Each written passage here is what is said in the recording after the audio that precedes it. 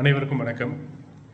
இப்போ நம்ம நாகப்பட்டினம் தொகுதியில் அண்ணன் தங்க கதிரவன் அவர்களை வேட்பாளராக அறிவிச்சிருக்காங்க. அனைத்து இந்திய அண்ணா திராவிட முன்னேற்ற கழகம் சார்பாக நம்ம ஏன் அவருக்கு வாக்களிக்கணும் அப்படிங்கிற ஒரே ஒரு விஷயம்.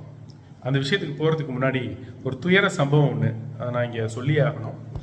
எத்தனை பேருக்கு தெரியும்னு தெரியாது, தயவு செஞ்சு இதை கொஞ்சம் முழுசாக கேளுங்க. நம்ம கொட்டாரக்குடியில் மேலே தெருவில் ஒருவருக்கு திடீர்னு நெஞ்சு வலி ஏற்பட்டுருச்சு. உடனே அவங்க என்ன பண்ணுறாங்கன்னா, பக்கத்தில் இருந்தவங்க 108க்கு ஒரு ஃபோன் அடிக்கிறாங்க. ஃபோன் அடித்தோன்னா இன்னொரு 10 நிமிஷத்தில் வந்துடும் அப்படின்னு சொல்லிட்டு வச்சிடுறாங்க. அவங்களும் 108லேருந்தும் என்ன பண்ணியிருக்காங்கன்னா, 108 ஆம்புலன்ஸ் சர்வீஸ்லேருந்து பக்கத்தில் யார் இருக்காங்க, 108 எவ்வளோ பக்கத்தில் இருக்குது அப்படின்னு சொல்லி அவங்களுக்கு கால் பண்ணி சொல்லியிருக்காங்க. இவங்களும் வேறு எந்த ஒரு வெஹிக்கிளும் ரெடி பண்ணாமல் 108 வந்துடும், கண்டிப்பாக காப்பாற்றிடலாம் அப்படின்னு சொல்லிட்டு வெயிட் பண்ணிட்டு இருந்தாங்க. ஆனால் என்ன ஆச்சுன்னா, துரதிருஷ்டவசமாக 108 வரலை. இவரும் உயிரிழந்துடுறாரு. உடனே எல்லாருக்குமே ரொம்ப கோவம் வருது. என்னடா ஃபோன் பண்ணி வரவே இல்லையே அப்படிங்கிற ஒரு வருத்தத்தில் அப்புறம் வேறு வழி இல்லாமல் அவங்களுடைய காரியங்கள்லாம் முடியுது. 3 நாள் ஆகுது. 3ஆவது நாள் பால் தெளி வச்சுருக்காங்க. அதை முடிச்சுட்டு வரும்போது பயங்கர சத்தத்தோட ஒரு ஆம்புலன்ஸ் வந்துட்டு இருக்கு. வந்தோடனே எல்லாருக்குமே ஒரே அதிர்ச்சி. என்னடா இப்போ தானடா ஒரு உயிரை இழந்தோம், திரும்ப ஆம்புலன்ஸ் வருது, யாருக்கு என்னன்னு தெரியலையேன்னு ரொம்ப பதட்டத்தோடு இருக்காங்க. பதட்டத்தோடு இருந்தோன்னே டக்குன்னு அங்கே நிறுத்தி இறந்து போனாரே அவர் பேரை சொல்லி அந்த டிரைவர் கேட்குறாரு. உடனே எல்லாருக்குமே ரொம்ப கோவம் தலைக்கேறி, ஏயா நாங்கள் ஃபோன் பண்ணி 3 நாள் ஆகுது, 3 நாளைக்கு முன்னாடி அவருக்கு நெஞ்சு வலின்னு சொல்லி ஃபோன் பண்ணோம், நாங்கள் இன்னைக்கு காரியமே முடிச்சிட்டோம், இன்றைக்கி அவர் பேரை சொல்லி எங்கே இருக்காருன்னு கேட்குறீங்களே அப்படின்னு சொல்லி அவங்கள மிகவும் தாக்கிறதுக்காக போகும்போது தான் அவர் என்ன பண்ணுறாரு, கையெடுத்து கும்பிட்டு ஒரு வார்த்தையை சொல்கிறாரு. ஐயா மன்னிச்சிருங்க, நான் இந்த ஊர் கிடையாது, நான் வெளியூர் டிரைவரு, அதனால எனக்கு இந்த ஊருடைய வழியெல்லாம் எனக்கு தெரியாது, ஊர் பேரும் தெரியாது. எனக்கு நீங்கள் கொட்டாரக்குடி அப்படின்னதும் பக்கத்தில் விசாரித்த போது மன்னார்குடி போகிற வழியில் ஒரு கொட்டாரக்குடி இருந்துச்சு, அங்கே போனேன். அங்கே போய் கேட்டபோது அங்கேயுமே இல்லை அப்படின்ட்டாங்க. அதுக்கப்புறம் நான் நெட்டில் போட்டு சர்ச் பண்ணும்போது கொட்டாரக்கரா அப்படின்னு இருந்துச்சு, கேரளாவுக்கு பக்கத்தில்.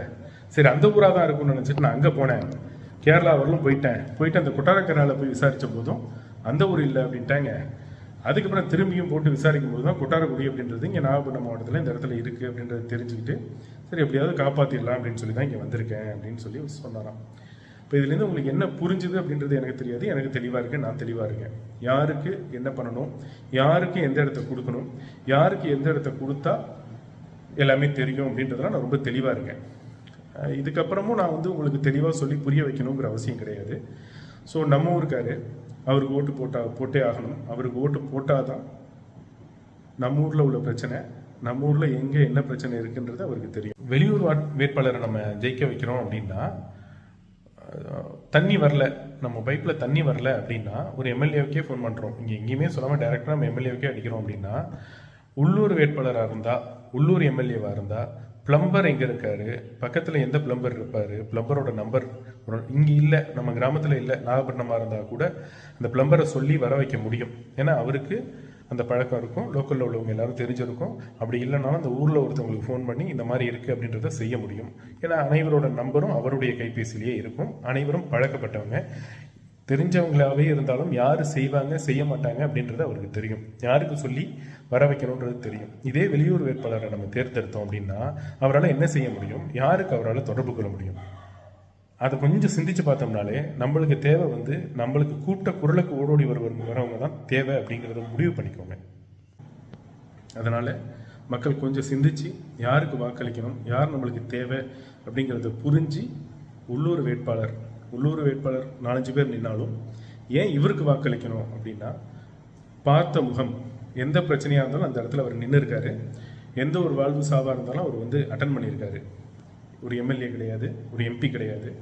ஆனால் இந்த 5 வருஷமாக இருக்கட்டும், வெறும் 5 வருஷம் மட்டும் இல்லை, 10-15 வருடங்களாக நம்மளுக்காக அவர் பாடுபட்டு இருக்காரு. அதனால் அவருக்கு ஓட்டளிக்கிறது அப்படிங்கிறது நமக்கான ஓட்டு, நம்மளே எம்எல்ஏ ஆகிற மாதிரி ஒரு ஓட்டு, நம்மளுக்கே நம்ம போடுங்கிற மாதிரி.